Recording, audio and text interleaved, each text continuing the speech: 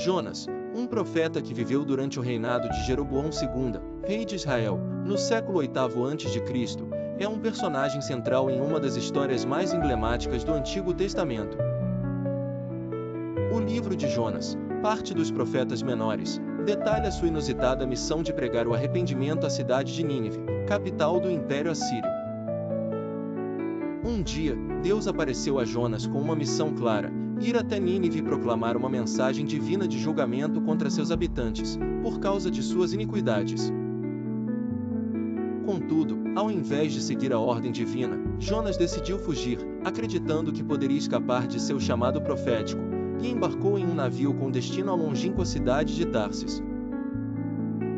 A tranquilidade de Jonas durou pouco. Deus enviou uma tempestade tão poderosa que ameaçava partir o navio ao meio. Intrigados sobre a causa do infortúnio, os marinheiros lançaram sortes e descobriram que Jonas era o responsável.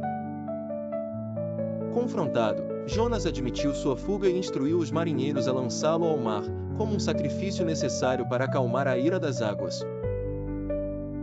Após alguma hesitação, os homens do mar não tiveram escolha senão obedecer. Assim que Jonas foi engolido pelas ondas, a tempestade se dissipou, enquanto o profeta submergia nas profundezas. Foi então que Deus enviou um grande peixe, que engoliu Jonas, guardando-o em seu ventre por 3 dias e 3 noites. Nesse período de reflexão interior e escuridão, Jonas rezou intensamente, reconhecendo sua desobediência e implorando pela misericórdia divina. Com o coração renovado, Jonas foi milagrosamente devolvido à terra firme pelo peixe. Com uma nova chance em mãos, ele aceitou o comando divino e seguiu para Nínive. A cidade, vasta e pecaminosa, ouviu suas palavras de advertência: em 40 dias, Nínive será destruída. Jonas 3:04.